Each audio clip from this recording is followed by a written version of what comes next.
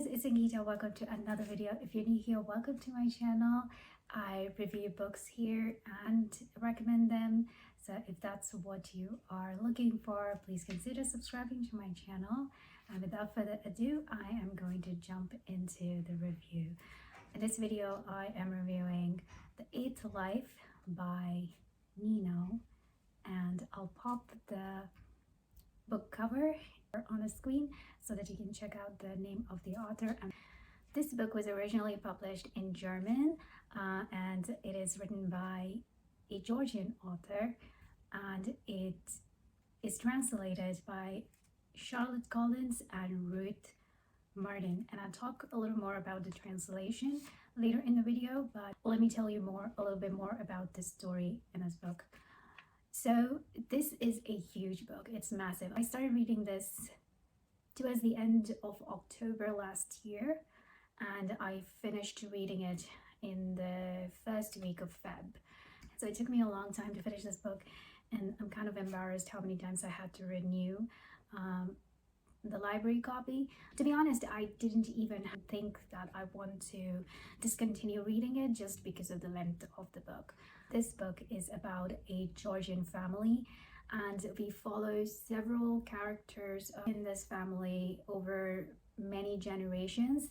It begins in the early 20th century and it ends in the early 21st century. So really, you can say it spans a century, and we follow so many different characters in that same family. Speaking about characters, the characters are what drives the story, but at the center of this family is a hot chocolate recipe, and that's what initially drew me to this book, because I love hot chocolate. I mean, frankly, who doesn't? I think there are very few people who probably don't like hot chocolate, but majority of us, we do.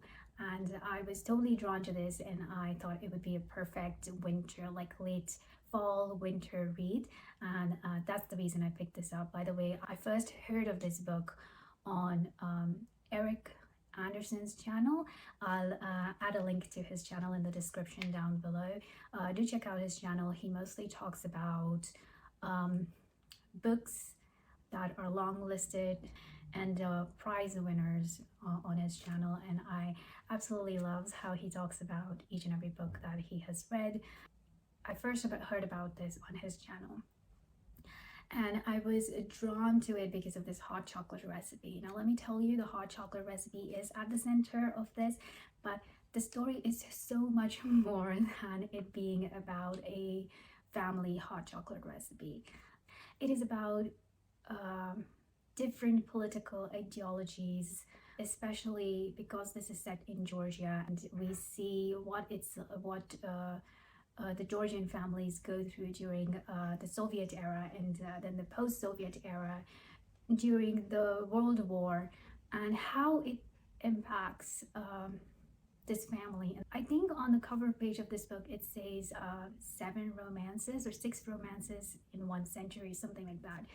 And to a certain extent, yes, it's true, but I wouldn't market this book as a romance novel. I think what is really unique about this book is a perspective of a Georgian family, which I have never come across in any of the books. How they are impacted by several political events that take place in their country. And the characters are so well-rounded. Some of it is really dramatic, but I mean, what family doesn't have drama, right? Family is all about drama. And then there's this one character that I really disliked. It's a little more than dislike. I just wanted him to be out of the picture, and I disliked him with a passion. And I love such books. I love it when authors create a character that you either feel so connected to and you're rooting for them, and then in contrast there are characters that you absolutely dislike. And there's a character in this which I will never forget, because so much that happens to so many members of the family is because of this one character. I'm not gonna tell you the name of the character. I want you to find it out on your own. I don't know if it is me or it's in general. I've read so many books and I'm kind of noticing how men have such a different perspective on war as opposed to women.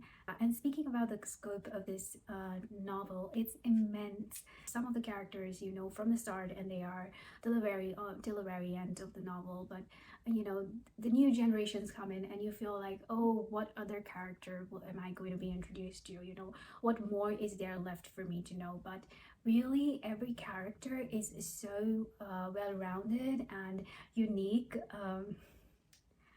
and especially the last character that gets introduced, I absolutely found her annoying, but at the same time I also found her really fun, really entertaining. And you see life of those that are exiled from the Soviet Union because they are deemed to be traitors, those that are responsible for exiling this character, and there is a lot of description about the political events, but it is not information dump. It is written in such a way that it marries really well with the story of this family, and so everything's connected. You might feel like you want to skip those, so do not try to skip those little political events and the political happenings that are explained in this book. Try to go with it. It's not really that heavy at all. I want to mention one more thing, that this book was long listed for the Booker Prize, and I can see why, because it is a book that I feel will become a classic in Georgia or in German literature. Eric Anderson interviewed the author and both of the translators on his channel, but I would recommend you read the book and then listen to the interview. Even though they have tried their best to not have spoilers in the video, I still feel there are a few things that is better you don't know before you start reading this book.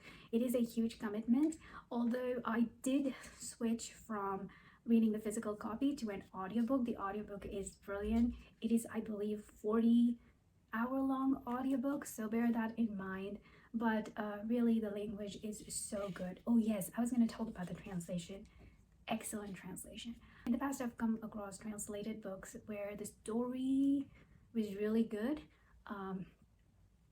but the translation was so bad that it put me off, and I couldn't form a good opinion of the book in general.